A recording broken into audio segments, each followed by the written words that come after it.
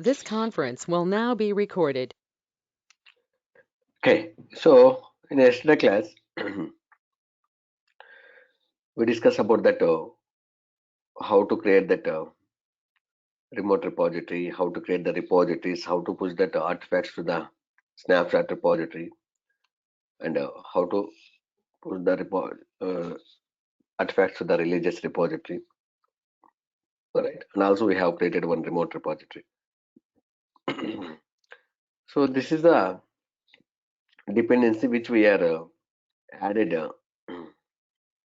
in our pom.xml, and we are trying to get this one, and we were getting that error, right? Okay, so what I did, so if you go to that Apache Maven conf directory, there you will see that settings.xml. There you will see that settings.xml. So in that settings.xml, if you see mirror tag is there, we were getting that error, right? So what we did in yesterday session, so we removed this external colon http colon this one. So just we mentioned that star. So that's why we are getting the error. Yes or no? So instead of only star, keep these things also external colon http. So it is going to work. So now what will happen? So guys, you guys observe that. So yesterday, just I mentioned here only that star. That's why I was getting the error. So later I have updated. So now, if we go to our project folder, so I'm in this project folder. So there you will see that pom.xml. So guys, when you are executing any command, mvn clean package or any command, first where you should be? You should be in the project folder. So if you are not in the project folder, suppose if you are in other directory. So right now I'm in this particular directory. Here I don't have any pom.xml. If you execute that mvn package, you will get a error. Okay, this is the error. Already I explained you guys. So madam, Dimple madam, this is the error which you are getting. So read that error messages properly. Okay, you guys are not reading the error messages, simply posting into the Skype group or personal pinging me. Okay, first read the error messages. Still, if you are not able to understand or fix, then you can post it there. Already I covered this error also. Already I covered this error also. Yes or no? In the day one, okay, when we are discussing about Maven, I covered this one. So first you have to go to the folder where your pom.xml is there, and you have to execute any of the Maven commands, right? So go inside that Maven web application. So there you will see that pom.xml, and you can execute mvn package. So now whatever the dependency which we added, switch off your cameras. People are joining little late and they are disturbing. Okay, if you see here, this dependency we added in our pom.xml, right? So now if you do the build, what will happen? First it is going to check in your local repository. If it is not available, then it will go to the central repository. If it is not available in central repository, so whatever the remote repository which we have configured, it is going to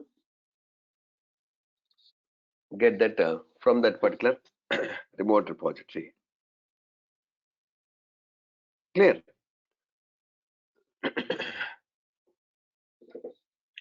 So now let's observe.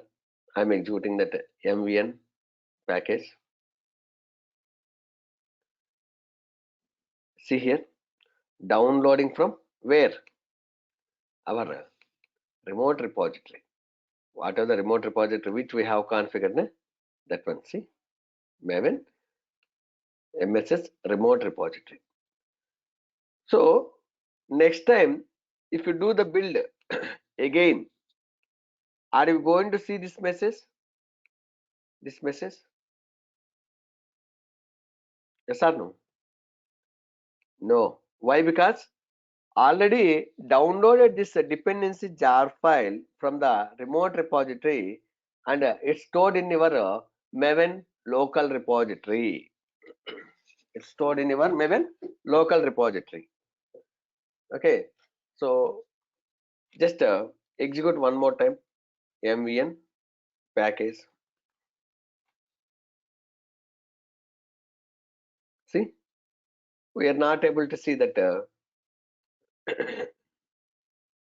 message because it is already in the our local repository, right? So like this, guys, as a DevOps engineer, we are going to upload n number of dependencies into here remote repository, and we are going to provide that remote repository details to the developer. He is going to get that these dependencies in the pom.xml, and he is going to use to his project. Clear? So anybody have any questions on this remote repository? If not, we'll go to that other repository type, proxy. If you see here, when you are creating a repository, it is going to show you that Maven to hosted. This is what we created. Maven to proxy, Maven to group. So what is the use of this Maven to proxy and Maven to group? So first we'll go with Maven to proxy. So right now, if you see what we are doing, so this is assume this is your laptop. Okay, in your laptop you have projects are there, Java projects or whatever it may be. Here you are executing that MVN package. So what will happen? Your Maven build system, first it will check whatever the dependencies which we have specified in pom.xml, it will check in your Maven local repository. If it is not available, then it will go to the Maven central repository. Maven central repository, it is going to get. Right. So Maven central repository is in the internet. Yes or no? It is in the internet. When you are downloading dependencies from Maven central repository, it may download harmful viruses also. Right.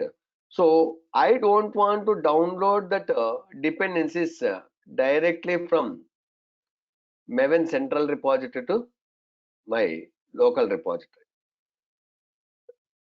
Instead of that one, what we are going to do? We are going to create a one proxy repository, Maven proxy repository.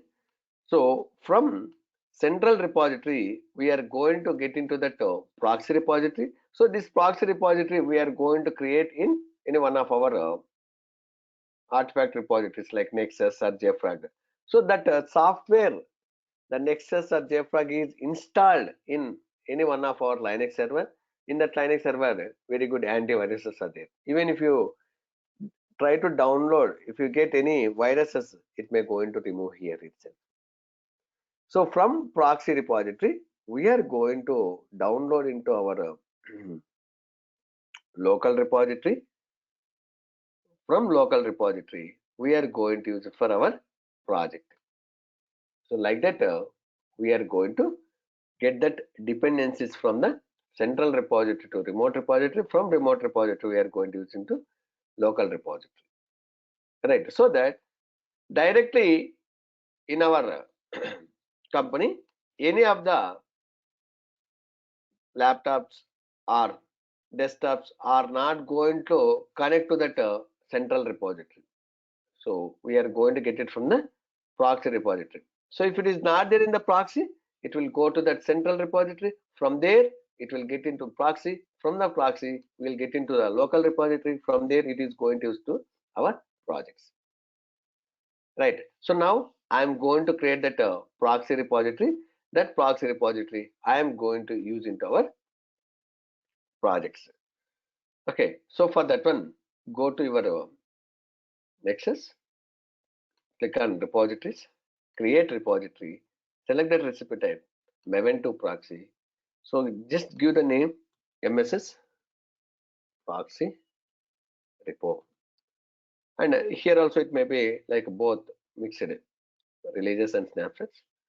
So here, see here, remote repository storage. Location of the remote repository being stored, being proxied. From which repository we need to proxy, right here. See here, we are specifying that from Maven central repository. So this URL we need to configure here. So that if the dependencies are not available in proxy, then it will go to the whatever the remote repository URL we are specifying.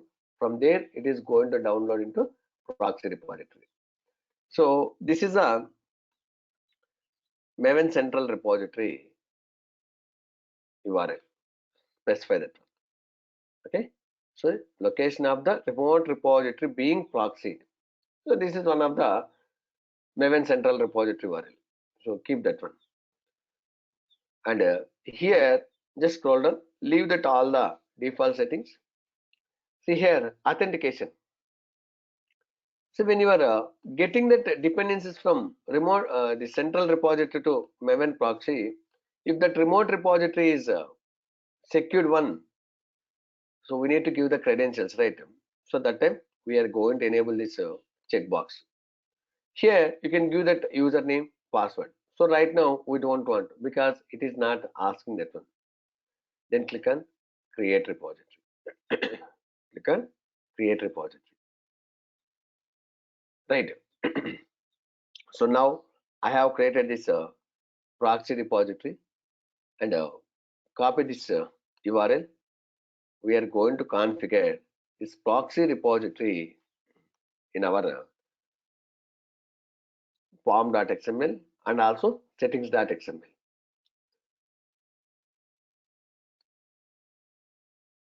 Okay, so let's go here. Just open that form.xml. So just to change that URL here under repositories tag, right? This one. Okay. So right now we are using the remote repository. So I'm not going to use this remote repository. I'm going to remove it.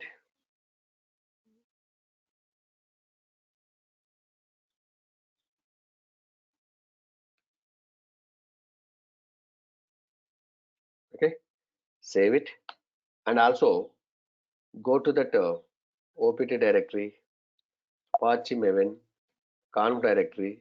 There you will see that settings.xml. Inside the settings.xml, if you search with mirror tag, okay, so there you will see that one tag called as URL. So here also we configured that remote repository, right? Instead of remote repository, you can configure that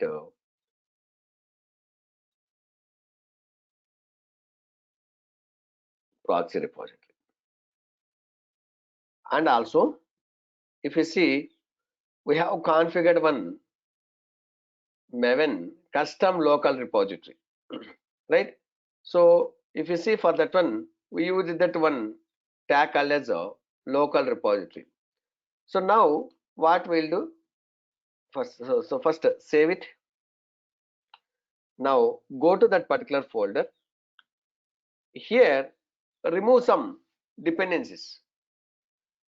Okay, so I'm going to remove that JNet rm-rf JNet means we removed that JNet dependency jar file related dependencies from our Maven local repository. But in our project, we are using that JNet jar file. So if you go to our project folder, And if you see that form.xml, here we are using that JNet dependency. See, we are using that JNet dependency, right?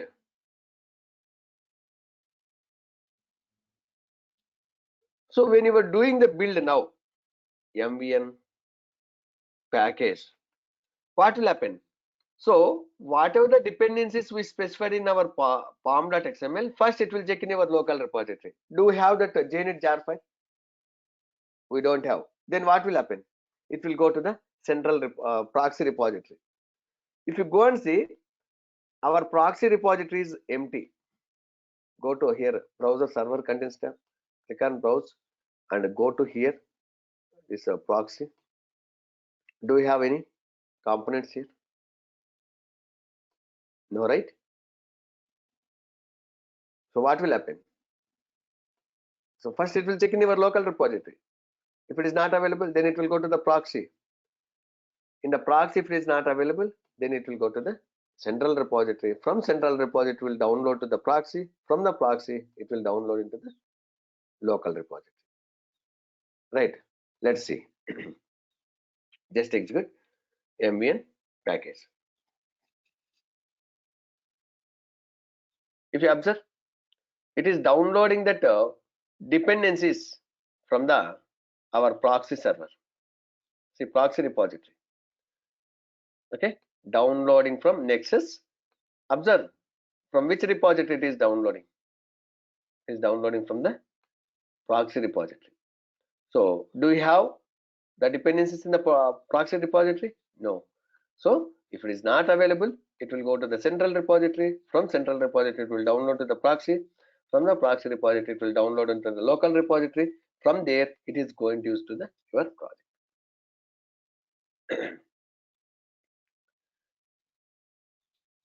Clear? So now, if you go and remove that mail.jar file, so that mail.jar file also we are using, right?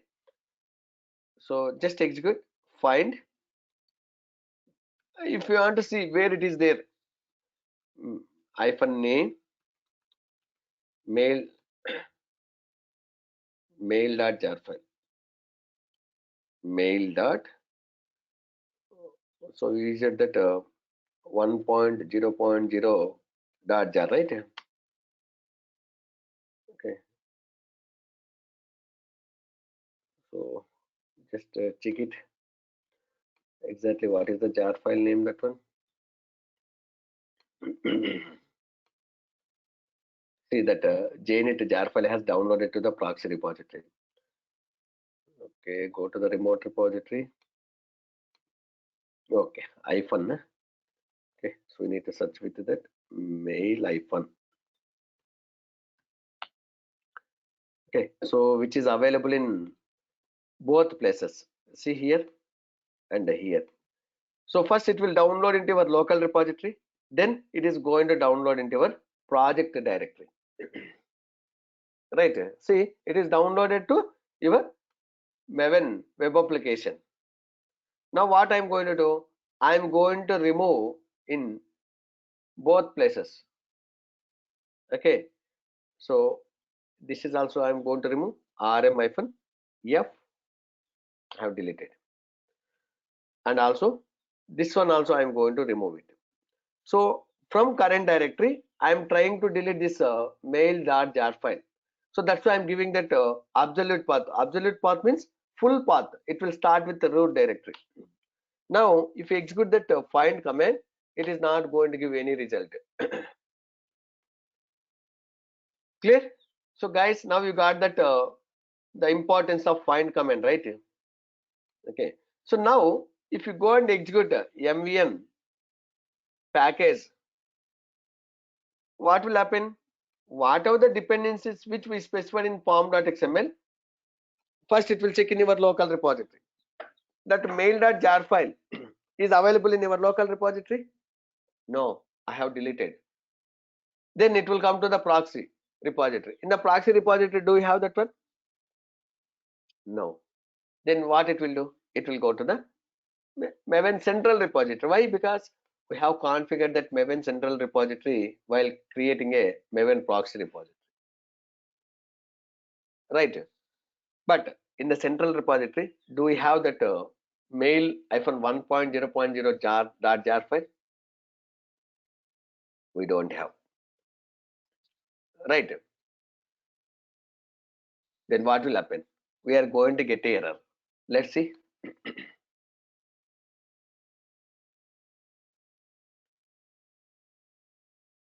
See, it is trying to download from our proxy repository, and we are getting that error because it is not there. Couldn't find that artifact.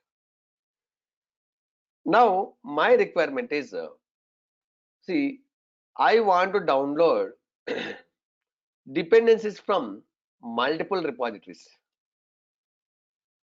See, this is a remote repository. Here also some dependencies are there. So like this, another remote repository is there.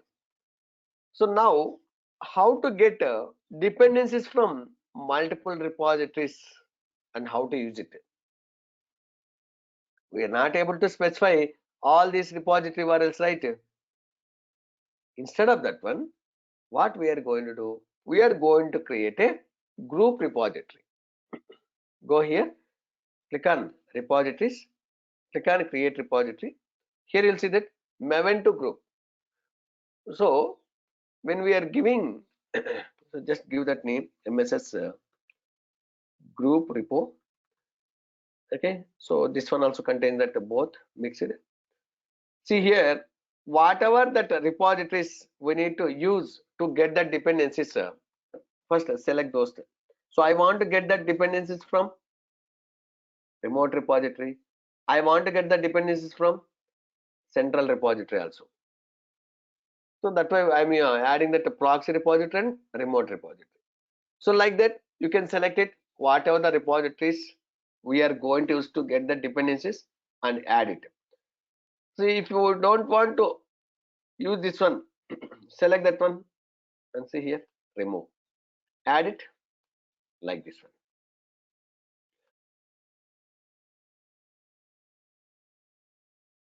Clear? Now click on create repository. So now we got that group repository URL. So this group repository URL, if you add into our pom.xml and settings.xml, so whatever the dependencies which are not available in local repository, first it will check in our group repository. So in that group, we have multiple repositories are there, right? So from any one of the repository, it is going to search, it will get it.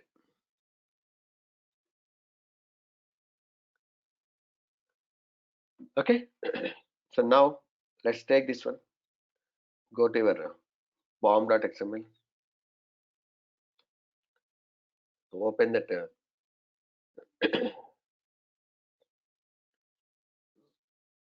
URL tag. Just come here, update this one.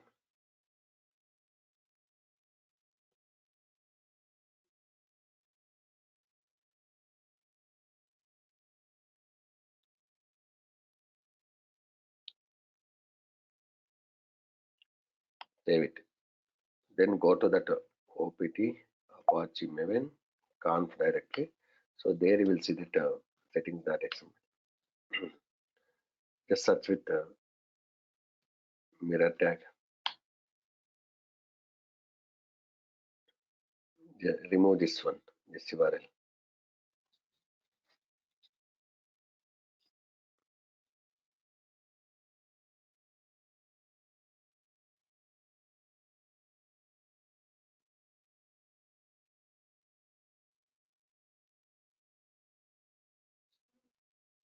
Save it.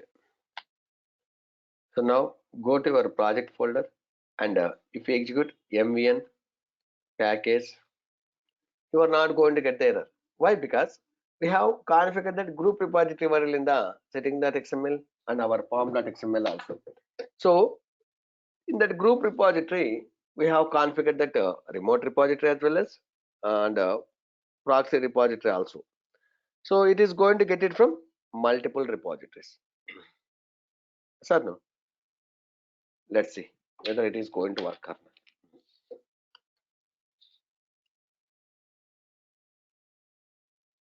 See, it is getting from this mail.jar file, getting from the our group repository, right? But it is not actually getting from group repository.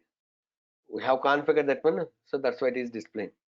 So like this, guys, in the real time, we are going to get that dependencies from the multiple repositories. So that time we are going to create a one repository called as group repository. That URL we are going to use in our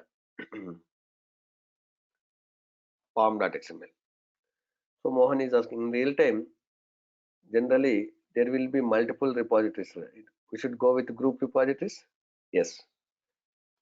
Okay, so just even after creating group repository, if you want to add one more repository, what you will do? Go here. Okay, then you can see here. Later also you can add it, or if you want you can remove it. So Mahesh is asking, we have to delete from remote repo before search in both places. We can keep it. Yes. Now what you will do? You can go ahead and delete some dependencies in the local repository which are from central repository dependencies and remote repository. So now if you want to test it, okay, whether it is getting from multiple repositories, what you guys can do, delete some dependencies in the your local repository. So your local repository is there in your root maven custom. So what is the repository which we used? MVN, this one. Now what you will do, remove some dependencies, this one, jnit rm hyphen rf jnit, and also if you go inside this com directory, there you will see that mss. So mss directory contains that our remote repository dependency, that mail.jar file rm hyphen rf mss, right? So now go to your project folder.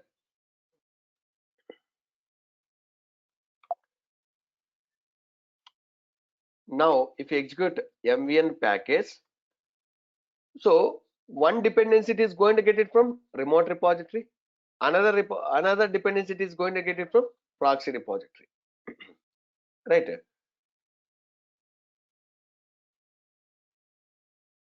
See, now if you observe, it is getting that mail.jar file and also it is getting that jnit jar file.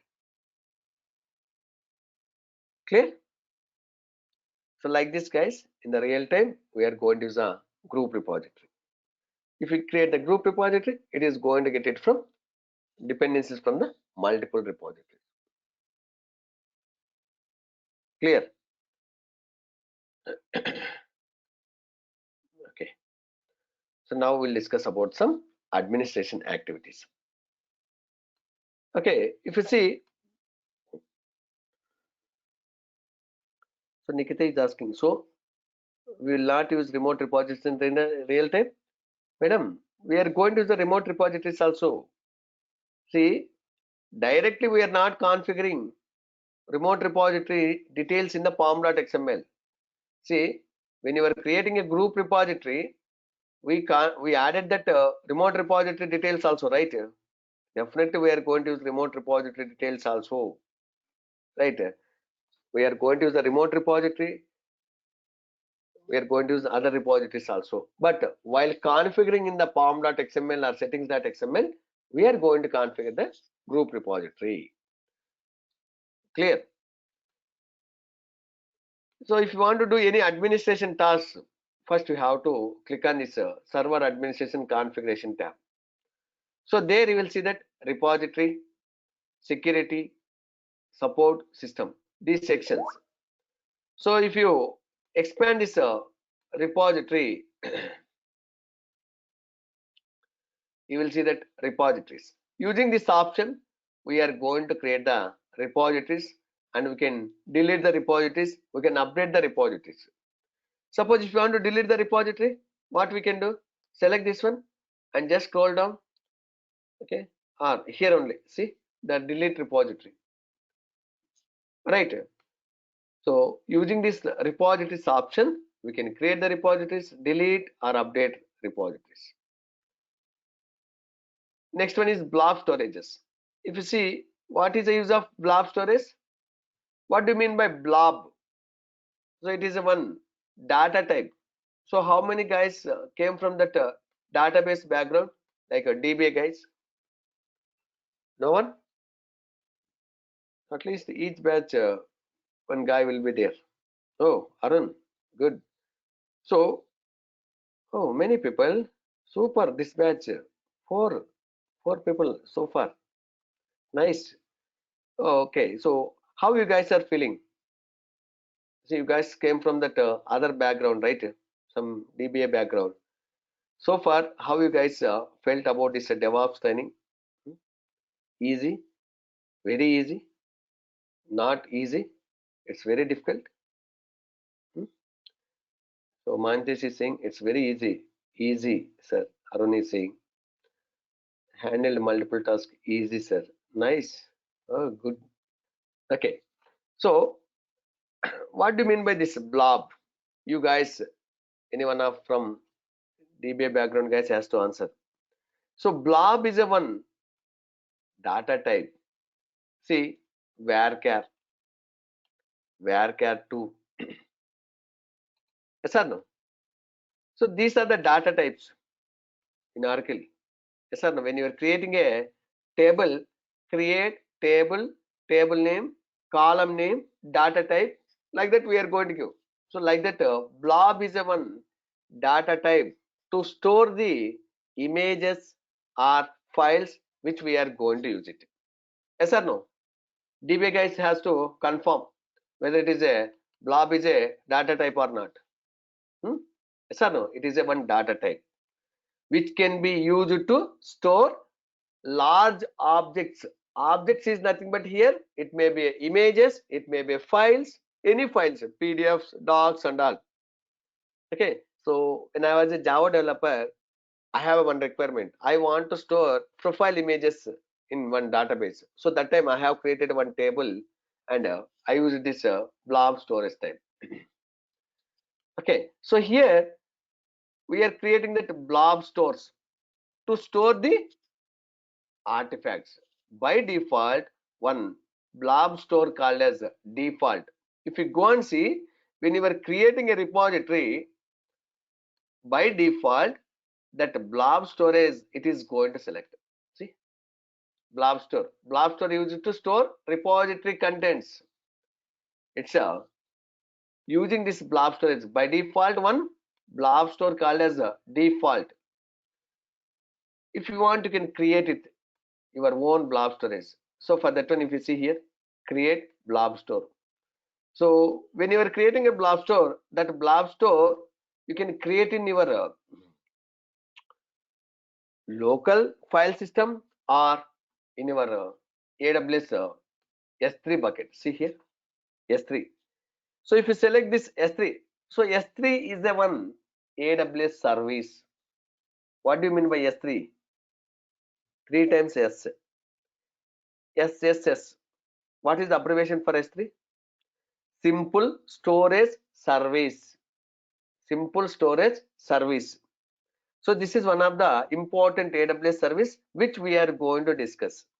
So once we will discuss about this S3 service, if you guys can explore this one also. See, you can store those images in the S3 buckets also. Or if you want to store within our Nexus server file system, then you can select this file. So give this one, MSS blob store. I'm creating one. See where it is storing In OPT directory, Sona type, nexus3, blobs, here it is created. So Nikita is asking, sir, does the Docker images are stored in blob store? Yes, whatever that build artifacts which we are going to upload into the Nexus, it is going to store whatever the blob store which we are creating and we are going to use. Okay, then click on save. So now I have created one our custom blob store. Instead of default one, we can use it, right? So now if you go to the repositories, click on repository, create repository. So select any repository and see here. Now you will see that whatever the blob store which we created. So if you want, you can use this blob stores to store that contents. Clear? So we are not going to you create this one. Just I'm showing. If you want, you can create it. Okay. Next one is cleanup policies. Can you guess what these cleanup policies are going to do? Cleanup policies are used to see here remove content from your repositories. Cleanup policies are cleanup policies can be used to remove content from your repositories. These policies will execute at a configured frequency. See,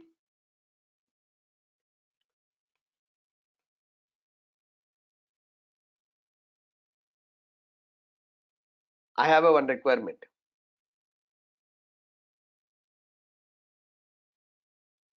Right now, we are keep on uploading that artifacts into the artifact repositories. Right. If you see here, we have uploaded that 4 artifacts. In the real time, n number of artifacts are going to upload here.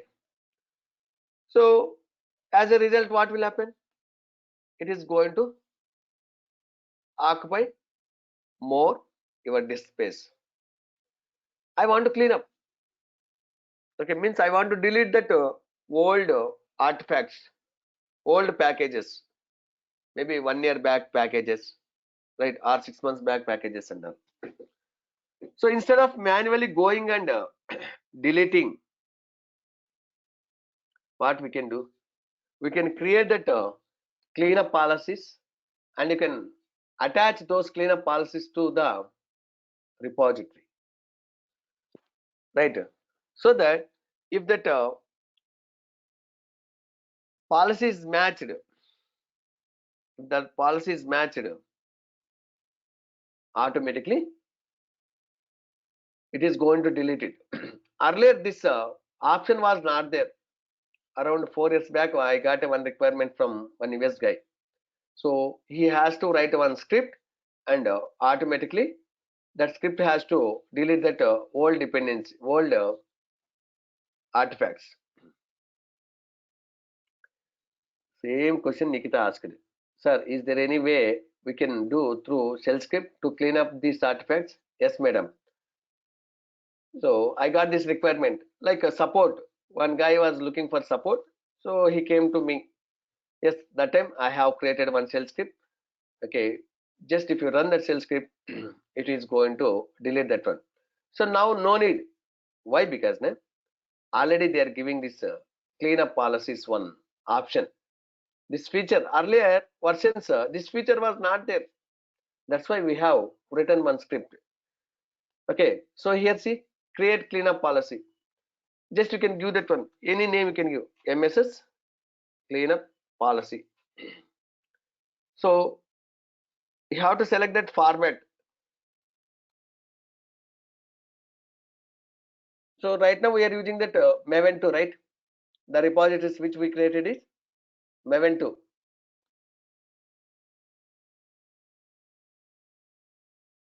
Then cleanup criteria you can select it. See here component is suppose the components which are updated published 1 day ago. updated 1 day ago. Okay, so you can give it. So component uses, remove the components that haven't been downloaded in from last 1 day. Suppose I'm not using that components which are from last 30 days or 1 year, means no use, right? See, if you are not using those artifacts, means what is the use of keeping here? You can remove it. So here that release type, you can select it both. So like this, based on your requirement, you can select it. Now before clicking on this save, see here, preview repository. Suppose if I assign this cleanup policy with the criteria, these two criteria for any of the repository, what might be it is going to delete. So assume I'm going to select this, I'm going to attach this cleanup policy to that Facebook snapshot repository. Okay, so what are the dependencies it may going to delete it? Select, click on preview. It is saying that no assets in this repository match the criteria. Why? Because so remove the components that were published 1 day ago. Still 24 hours is not over. I think yesterday, I think after 7:10 like that we uploaded. Okay, so that's why it is not showing that any matches. Okay, after some time if you go and see, it may going to show you, right? Because whatever we uploaded or downloaded, it's not completed 1 day. Yes or no? So you guys can try after some time. It will going to show you here. Okay, so just save it, save it. So if you want, you can observe that when the art this artifact has uploaded into here.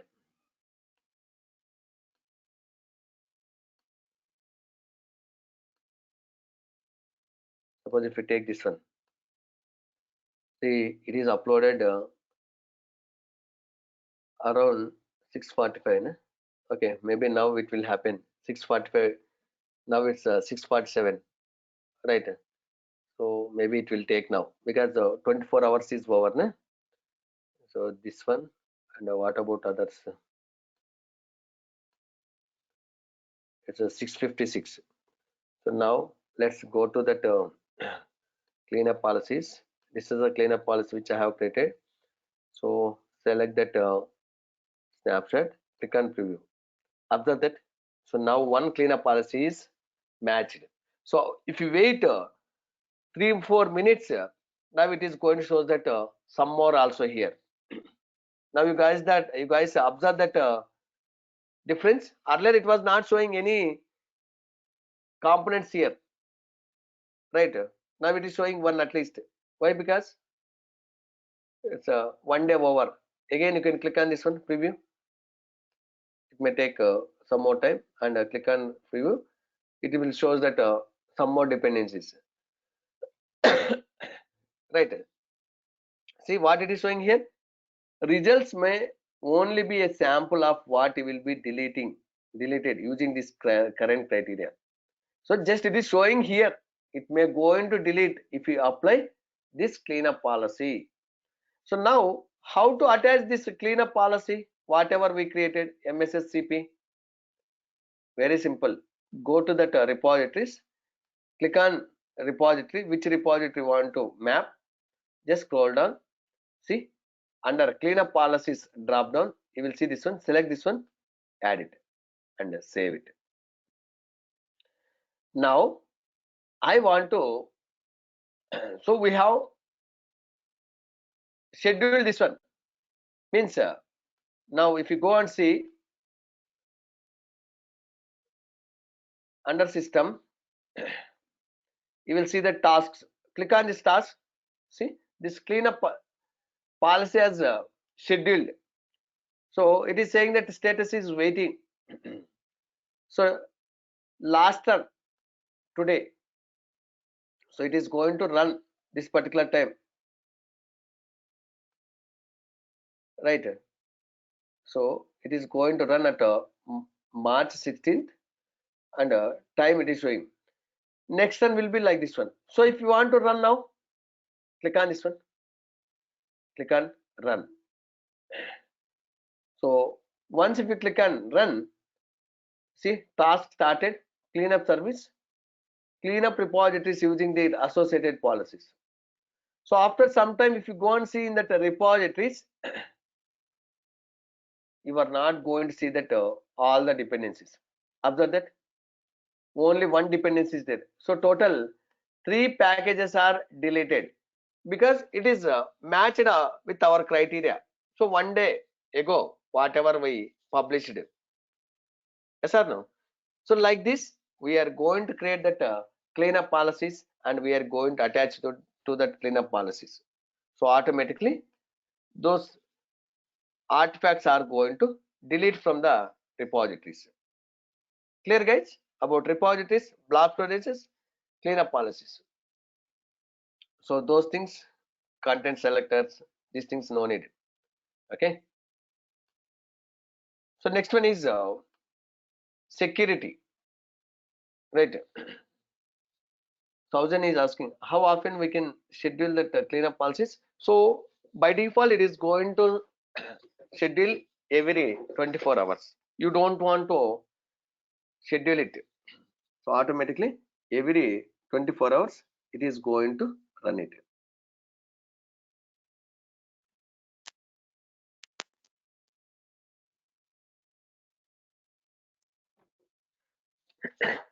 Clear? So now we need to provide the access to that developer to this nexus server. So for that one, we need to create the credentials. So for that one, if you see, expand this security. See here, users. Right now, one admin user is there. This is the user which we use to log in. Now, how to create a user? See here, click on create local user. Give the username. So I'm going to give the username as Mithun Technologies. The first name Mithun, last name Technologies, right? Email ID Mithun mithuntechnologies.com. So password, you can give the password, confirmation password, status active. See here, two roles are there. So it's did you remember when we are creating that users in the sonar kit, we saw that two types of groups. One is sonar-users, another one is sonar-administrators. Same way here. So first I'm going to select that NX anonymous. I'm assigning this role. So NX means Nexus, NX anonymous, and click on create local user. So now this Mithun Technologies user has created. Now log out, log in with Mithun Technologies, and give the password. Okay. Now if you observe here, we have logged in into Mithun Technologies user, and if you click on this browse, and you can see that all the repositories. Can you able to see the settings tab? Can you able to see the settings tab? No. Why? Because we didn't provided that admin access to that Mithun Technologies user, right? So log out. Now log in with admin user,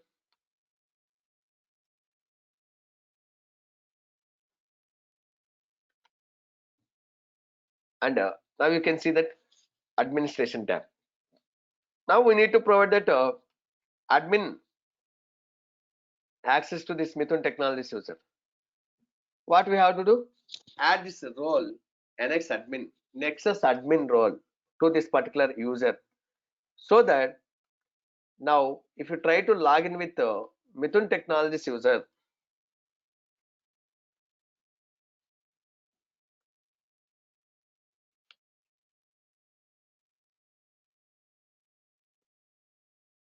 so close this one. If you see here, now we can see that the server administration configuration tab, but now you have logged in as a Mithun Technologies user. Even though you logged in as a Mithun Technologies user, you can able to see that administration tab. Why? Because we have provided that NX admin role. So by default, if you see, two roles are there: NX admin, NX anonymous. If you want, you can create your own roles also. For that one, click on create role, okay, Nexus role, and give that name MSS Nexus role, whatever you want, okay. So the name also, if you want, you can give same one. Description, okay. See here, privileges.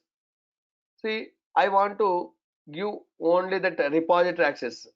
Go and see here, NX repositories. See here, if you want to give only that repository read access, select this one.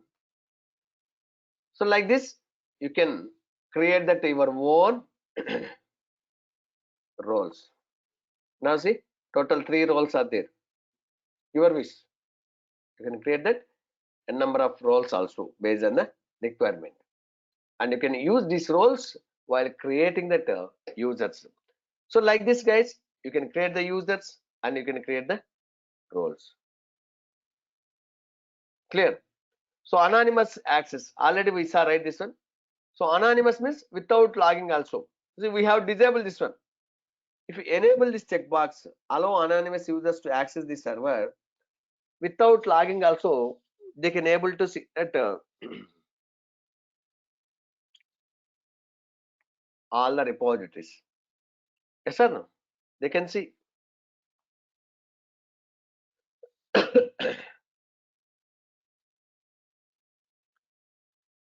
LDAP. So what do you mean by LDAP? See, right now what we are doing, we have SonarKeep server,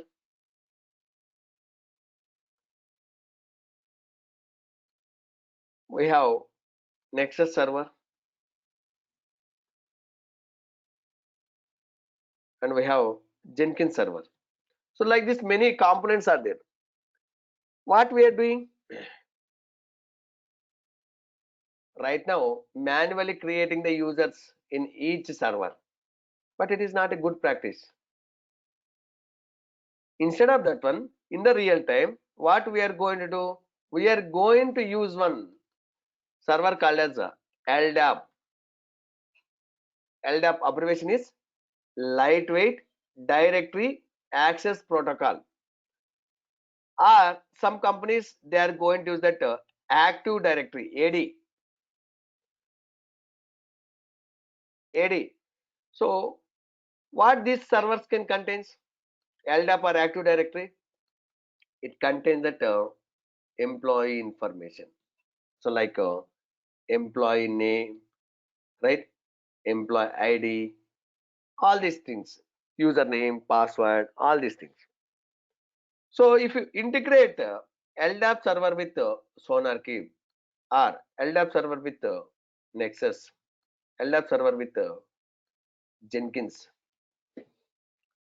same credentials, whatever it is there in LDAP server, you can use for logging into these servers. You can use for logging into these servers,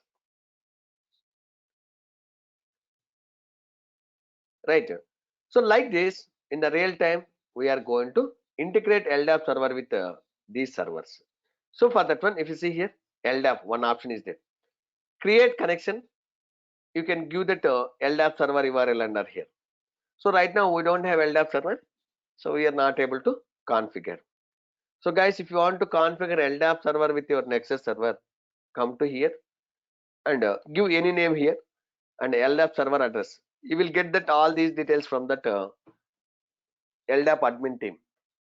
Okay, like this you can create that LDAP connection, right? And SSL certificates. So if you want to make your connections secured, like instead of HTTP, if you want to make that HTTPS secured way, then you can make that SSL certificates configuration here. But anyway, we are not going to do it. Okay, because this Nexus repository, which we are going to use within our company only. Yes or no? So that's why we are not going to configure. If so, if anybody, like if any client they ask, we may going to do it then. So for that one, first we have to purchase the certificates. Okay, clear about this security tab. So then next one is support. See, if you want to see that logs, okay, so what are the log levels they have configured? If you see here, info, error, var, like many log levels are there. If you're from development background, you know all these things. So Suresh Kumar is asking, from whom we have to purchase this license certificates? See, many certification providers are there. The popular one company is there, which is providing that certificates. CA, CA is one company is there. So these this company is selling that many certificates, right? Or you can create your own self-signed certificates also. Okay. Here many logger mechanisms are there. Info, error, fat. Info means just it is giving the information. Error means if any errors are there, it is going to track. Warnings like fatal, like many log levels are there. So if you want to see that your Nexus server log, see, click on here, log viewer. See, it is displaying here. So refresh interval. If you want, you can change that this automatically. Every minute, automatically, this is going to change it. Okay. See, we ran that right task, storage, fetcher cleanup. It's done. It's running. Okay, it is done, and now it is waiting to the next run. Next run, right?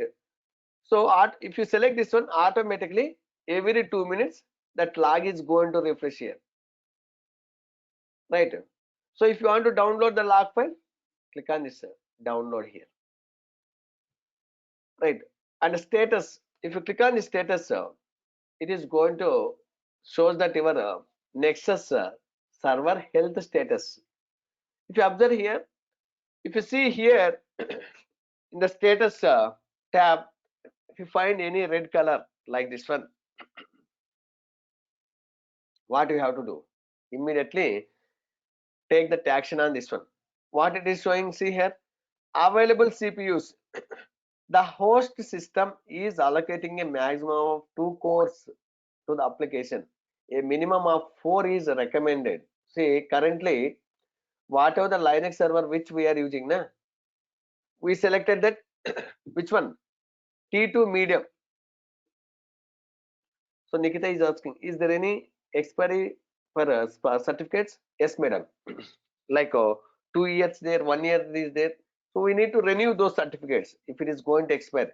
So sometimes we are going to get errors in our applications in our company because we might forget to renew those certificates. It happened even in my cases also, in my projects. Okay, suddenly applications are not working in production after working with that middleware admin team. So that middleware admin teams they didn't renew those certificates. It happened long back. Immediately again they renewed. So it was working. Now if you see here available CPUs. Now if you go to our AWS admin console, if you see we are using the T2 medium. So if you select the T2 medium, okay, it is going to give that how many CPUs? 2-core CPU. If you see here, if you select the T2 medium, you are going to see that 2 virtual CPUs and 4 GB RAM. What it is saying? Minimum 4-core CPU. So what you have to do? You have to select that T2X large. Right. That is what it is saying. Minimum of 4 is recommended. Okay. So to fix this issue, you have to upgrade that instance type from T2 micro to T2 medium to T2 XL X large. Then it is going to fix this issue. Clear? Another one is default admin credentials. So the default admin credentials have not been changed. It is strongly recommended that the default admin password be changed. You are thinking that hey, we have changed it now. After logging, immediately we have changed it now. But I have given that password as a admin123. So that is a default password, right? So that's why it is saying that change. Now what I will do, I will change the password for admin user. Okay, so log out, so log in with admin user.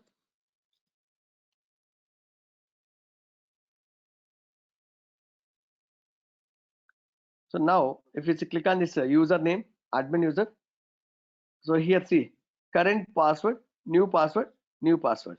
So I'm going to give the current password is admin123, then new password.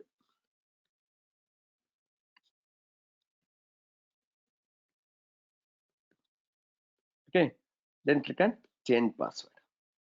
Now if you go to that administration tab and click on the status, can you able to see that now we are not able to see that issue, right? Earlier it was displaying that in the red color, right? So like this we need to monitor this status button, and if any issues are there, immediately we need to fix it. We need to take the action on these items, whatever it is displaying in the red color. So right now we are going to ignore this first one because we don't want to increase that RAM size and all.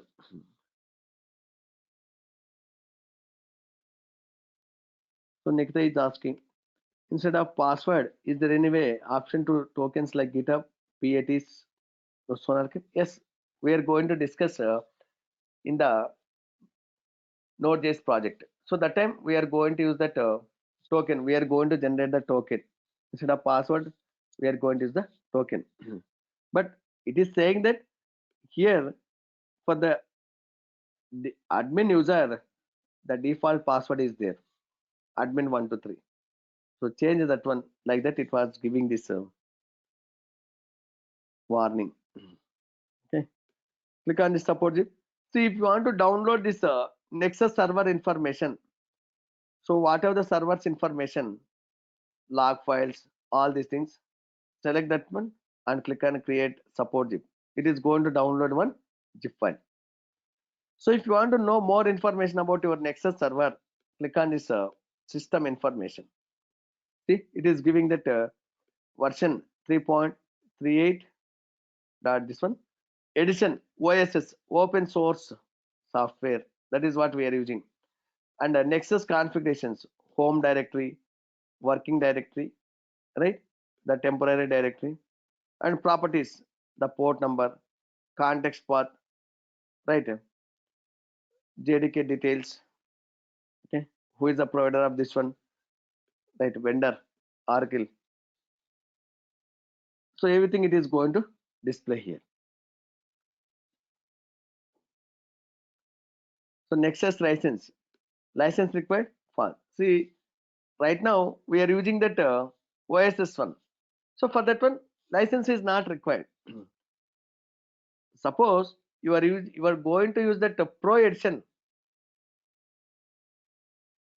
So for that one, you should have a license. Is it possible to upgrade from OSS to Pro? Yes, it is possible, right? It is possible. I will show you where. So under System Information tab, it is displaying that your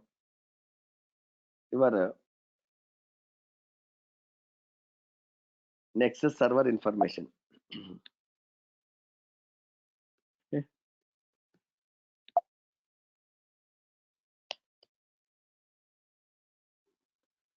So the last tab is System. Expand it. See here, licensing. One option is there. Click on this licensing. See, installing a new license requires restarting the servers to take effect. So a valid license is required for Pro features managing it. So now, if you purchase that license from the Nexus, and if you upload it here, and if you click on install license, automatically this OSS edition is going to convert to that Pro edition. That time you are not going to see here OSS. You are going to see that Pro edition. So currently we are using that OSS edition only. Why? Because whatever the projects I'm dealing, it's like only the Java and Node.js, right? So that's why we don't want to use that Pro edition. We don't want to waste that money.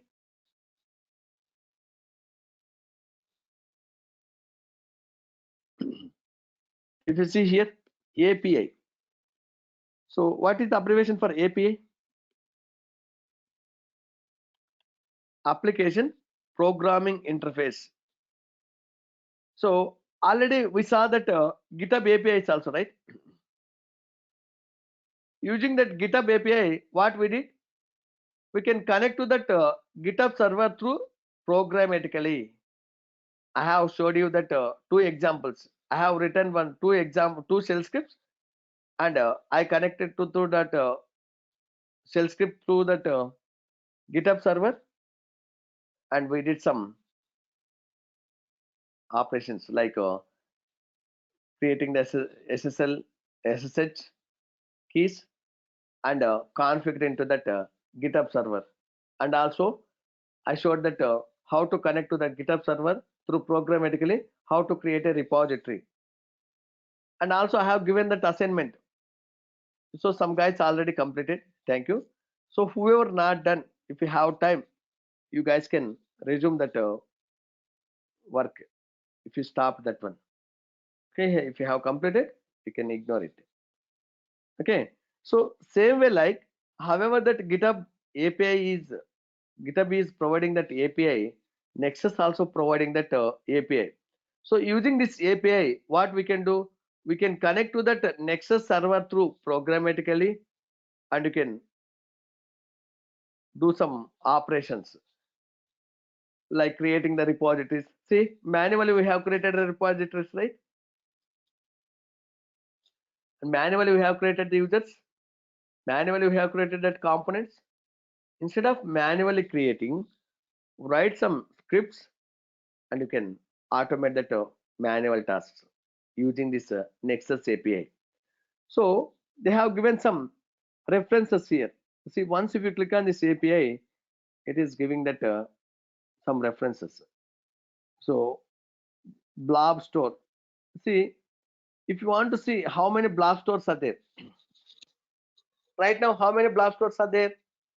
Two blob stores are there. One is default one, another one which we created. So if you want to display that blob stores, just click on this blob stores. This is the API URL. Click on this one. Okay. Then click on try it out. Click on execute. So this is the command to execute to get that blob storage. So this is the URL. Directly also you can call from the browser. See here, how many blob stores are there? Two blob stores. One is default one. This one. This is the blob store which we created. Correct? Ne? Same way. Okay. So if you want to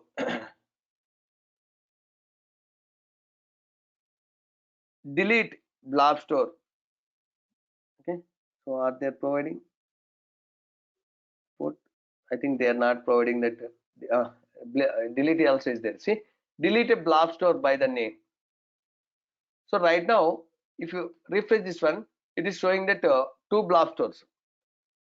Right. So if you click on delete, if you observe here, get, delete, post, put. Already we discussed in the get, post, delete, put.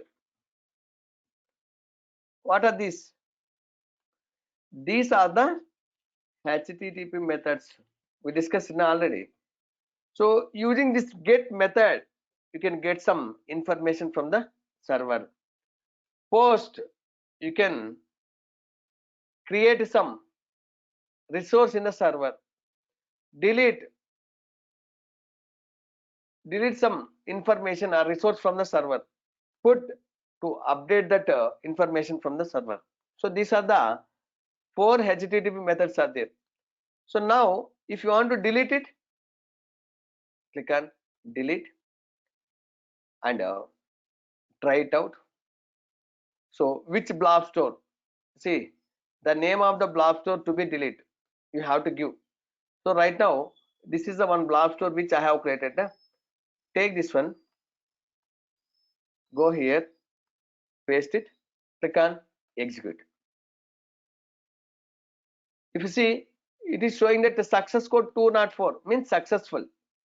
So this is the API URL to execute that delete blob store. Right. Now if you go and refresh it, see, I can able to see one blob store because I have deleted. So like that, each topic they have provided that some APIs for creating blob store, also components to display that list of components. Okay, and also just scroll down. So if you want to upload a license, see, manual I showed na license. If you want to uninstall a license, repository. So if you want to display that all the repositories, click on this repositories, click on try it out, click on execute.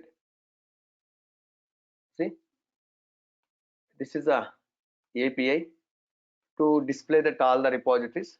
And also if you observe here, it is displayed that response in the JSON format. Right. So what are the repositories are there? MSS remote repo, MSS proxy repo, Facebook snapshot, right? Maven snapshots. These are the repository names. Same way, if you take this URL and if you try to access it, see, repositories are there. Right. Right now it is showing that 12. So it is starting with 0. That's why it is showing that 12, but actually it is showing that 11, but actually it is total 12 repositories are there. Now what I am going to do, I am going to delete one repository. So for that one, see here, delete,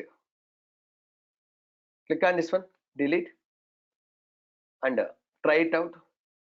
Which repository want to delete it? Okay, so here sorry, MSS group repository, I am going to delete this one, or Facebook releases. Okay, take it, or you can keep this one, another one maybe we are going to delete it. Maven Central. Just take this one and execute it. So if you see here 200 message means, see 204 means repository deleted. If you get 401, authentication failed. 403 means insufficient parameter permissions. 404 means repository not found. Suppose you are giving that something error, means something like a different name.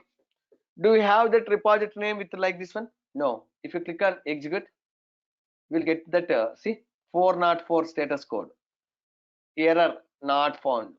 So whatever the repository which we passed, that repository is not found. So now we deleted now. So just refresh it. Now you can see how many. It is showing that only 11. Earlier it was showing that total 12. Right. So like this, you can access this Nexus API, connect to server through programmatically, and you can perform these activities. Whatever manually we are doing, these things. So whatever that API they have provided, use those APIs only. Clear? So Nikita was asking them. So can you share me that script deleting that assets? So I used this API, madam. Okay, even see for components also, they have provided some APIs. You can go here components. See, delete a single component. Get that all the components. Okay, use this APIs. You can write the script. You can do it. Clear, guys? Anybody have any questions? So that's all about the Nexus. So tomorrow we are going to start that next Jenkins. Okay. So tomorrow onwards, guys, very important. So whatever we discussed so far, those tools manually we are performing, right? So tomorrow onwards, whatever we are going to discuss in the Jenkins, everything we are going to do it automation. All those tools, whatever we discussed, we are going to integrate to the Jenkins and we are going to automate it. Clear? So tomorrow onwards, it's very important. Don't miss anybody. Next 2 months. Okay. So just we discussed it so far, only the fundamentals. Just we discussed only the fundamentals. Sir, build and release profile. How many tools are required? So build and release. So whatever we are going to discuss till Jenkins, that is enough. But deployment. So build and release is outdated profile. Long back, 4 years back, till here, till if you know the Jenkins, easily were getting the job. Many of my students 4 5 years back, till the Jenkins we were teaching that time. Okay, Docker, these things just we are giving the basics. They are getting that good packages that time. So that time no competition. So now the deployment also you have to know.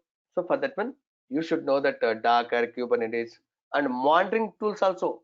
As a DevOps engineer, we need to take care of end-to-end automation like build and release, deployment, monitoring, continuous monitoring, all these things and all. So whatever we are going to teach, just follow that one. Easily will get the job. Subhendu. Okay. Earlier we have that many openings on build and release also. So for Jenkins, maybe like 11 to 12 classes will be there. Okay, it may take 11 to 12. Then I will take that Ansible. Ansible it may take 8 to 9 classes. Then resume preparation. some modern tools. Later AWS, then Docker Kubernetes. So next 2.5 months, more than 2.5 months, it will be there. So this Saturday, no class. Okay. But next week onwards, I will take that Saturday also, guys. Okay. If you want, I will take this Saturday also. Okay. Maybe next week I will give the holiday. Okay. I will do anyway. We are starting Jenkins later. I will take this Saturday class. Next week I will give. So like so that you will get some time to practice in the time we are going to start that already many topics in the Jenkins, right? So I will take 19th one class, and 26th I'm going to give that holiday. Okay. Then later next week I'm not going to take the class. So again, anyway, in April 2nd also I'm not going to take. It is a holiday. It is a festival, na? Yugadi. So 19th I will take, guys. Okay, this Saturday I'm going to take the class. So 3 classes I'm going to take. 17th, 18th, 19th this week. Okay, fair. Otherwise, we are not able to complete in time, guys. It will take more than 5 months. So the timings will be same, 6 a.m. to 7:30. Okay. Thank you, guys. We'll see you tomorrow. Don't miss about this Jenkins class tomorrow onwards, guys. Next 2 months, who are going to do the hard work, easily you guys will get the job. Okay. So next 2 months are very crucial topics. You have to attend it and do the practice. Thank you. We'll see you tomorrow.